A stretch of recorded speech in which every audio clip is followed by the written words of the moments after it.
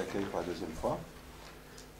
Nous allons aborder la question du travail comme question de confiance à partir de la gestion et donc des outils de gestion en tant qu'opérateur de confiance ou inversement, en tant qu'ils peuvent être regardés comme faisant obstacle ou difficulté aux questions de confiance que nous avons évoquées. Alors c'est Olivier Blandin, ce soir, qui s'y colle, qui est économiste et qui est donc associé à cabinet Athémis, laboratoire Athémis. Et donc comme d'habitude, on va procéder de la façon suivante, on va lui laisser grosso 3 quarts d'heure pour pouvoir présenter le travail qu'il a préparé. Et puis ensuite, on utilisera les 3 autres quarts d'heure qui nous restent pour échanger ensemble et discuter sur le contenu qui aura été présenté.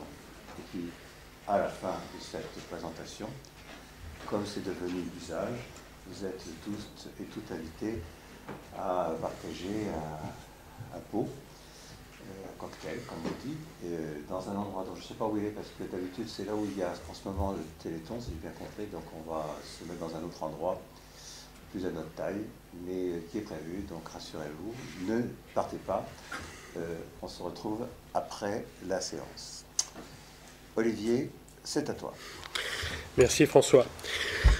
Donc, je vais développer un propos autour de la manière dont les outils de gestion posent des questions de confiance et portent en soi d'ailleurs en eux l'enjeu de la confiance. On verra que cela m'amènera à passer des outils de gestion à plutôt dispositif de gestion, c'est-à-dire à la manière dont on pose la question de l'usage de ces outils. Alors, quelques remarques préalables. D'abord, comme François l'a dit, j'ai une formation d'économiste du travail, donc qui s'intéresse à la question du travail, et je ne suis pas gestionnaire. Voilà, donc je n'ai pas une connaissance fine en fin de compte, des outils de gestion, mais c'est plutôt des remarques, des propos qui sont issus des observations que l'on est amené à faire, des constats que l'on est amené à faire, notamment lorsque l'on intervient auprès d'organisations productives, auprès de cadres notamment, qui ont affaire avec les outils de gestion et qui posent question par rapport à leur activité de travail. Et donc il s'agit dans le propos qui va être développé, non pas de faire une critique des outils de gestion, j'en serais incapable, mais plutôt de s'interroger sur la manière dont ils structurent une forme d'action et la manière dont, à travers cette façon dont ils structurent l'action, posent des questions de confiance pour essayer de voir à ce moment-là quelles seraient les possibilités ou les réponses à apporter pour dépasser ces tensions observées. Voilà. Alors, je partirai simplement en rappelant, en fin de compte, que les outils de gestion... Alors, pardonnez-moi, parce que j'ai un problème de vision, je ne vois pas très bien. Donc je vais rapprocher ça. Parce que, j'ai touché un truc c'est catastrophique. Voilà. Et je vais régler un problème technique. Ah ben non, je ne peux pas le régler. Bon, ben je ne vois pas l'écran, mais les lunettes ne me permettent pas de voir aussi loin. Bon, voilà, c'est bon. Je vais quand même... Bon, très bien. Donc, revenir sur, d'une certaine manière, pourquoi il y a des outils de gestion et à quelles questions ils répondent. On peut dire que les outils de gestion cherchent à répondre à 3 formes de questions, d'enjeux, de problèmes, que sont d'une part aider à réduire l'incertitude et à maîtriser la complexité. Bien sûr, toute organisation productive, un ensemble collectif, qui doit, donc un ensemble complexe, qui doit faire face à un environnement non stabilisé. Et donc les outils de gestion aident à réduire cette incertitude et à maîtriser cette complexité. En même temps, ils permettent, ou ils visent à optimiser les ressources allouées. Et enfin, ils sont aussi mobilisés pour contrôler ou maîtriser les orientations ou les enjeux de l'entreprise. Et donc, les outils de gestion répondent à ces trois formes de questionnement.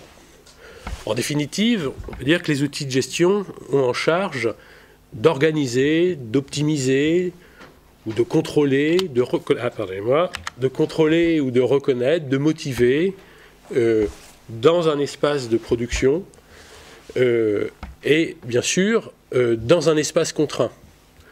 Contraint, et c'est d'ailleurs ce qu'il fait tension, c'est-à-dire qu'ils ne sont pas mobilisés comme ça, ils sont mobilisés face à deux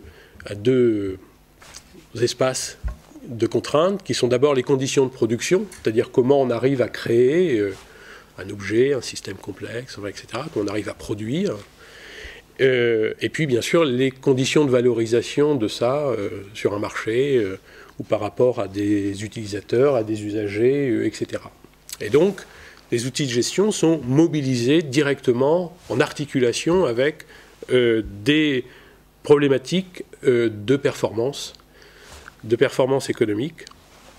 Et cette performance économique est en vue, bien sûr, dans cette double dimension, c'est-à-dire bien comment on arrive à mesurer, observer, objectiver la performance, et puis comment on arrive à progresser, à faire de la performance.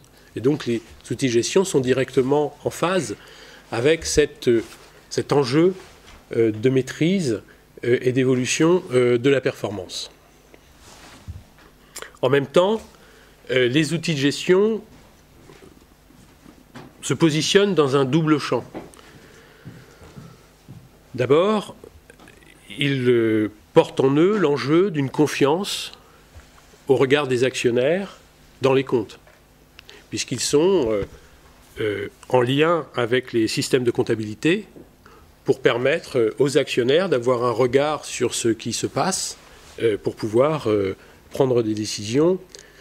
Et en même temps, l'autre champ, c'est qu'ils portent en eux l'enjeu d'une connaissance pour les dirigeants pour prendre des décisions. Bien sûr, c'est à partir des outils de gestion que les dirigeants vont pouvoir observer ce qui se passe et construire des décisions, à la fois par rapport à la complexité et à l'incertitude que j'ai mentionné tout à l'heure.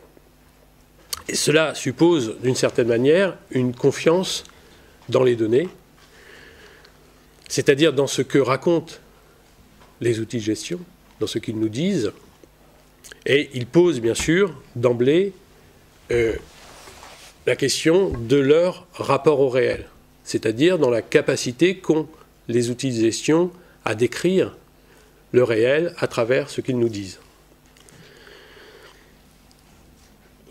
En fin de compte, ce rapport au réel porte lui-même un double enjeu, qui est l'enjeu de la fiabilité de la décision.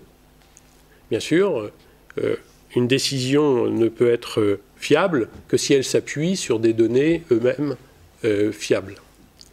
Et puis en même temps, elles sont un enjeu pour l'opérationnalité, pour l'action, dans le champ de l'activité, du travail, de l'organisation productive, de l'organisation de la production, etc., etc. Toute la question, bien sûr, c'est d'interroger cette capacité des outils de gestion à décrire le réel. Alors, le deuxième point que je vais développer en introduction, d'une certaine manière, c'est simplement rappeler assez brièvement en quoi et comment les outils de gestion se sont considérablement développés et étendus dans un ensemble de questions qui concernent l'entreprise. Alors, on pourrait dire qu'on est passé d'une certaine manière de la comptabilité à la gestion à travers série d'extensions. Alors d'abord une extension à la gestion de la production et à la vente, qui date du début du XXe siècle. Donc d'abord autour de la recherche des gains de productivité, donc l'outil de gestion comme un moyen d'obtenir et de mesurer, de suivre des gains de productivité pour accroître la performance de l'entreprise. Donc ça, si je fais de manière un peu réducteur, c'est le taylorisme, d'une certaine manière. En parallèle de ça, il y a eu une recherche d'optimisation des recettes, des ventes, qui s'est articulée à des fonctions commerciales, de marketing, sur lesquelles se sont développés les outils de gestion. Et puis, il y a eu aussi, bien sûr, une extension autour de l'optimisation du patrimoine, et en particulier des réflexions autour du stock, de la gestion du stock, de la valorisation du stock, de la manière dont penser la question des stocks, etc. Ce n'est pas la seule dimension du patrimoine, mais c'est une dimension assez essentielle.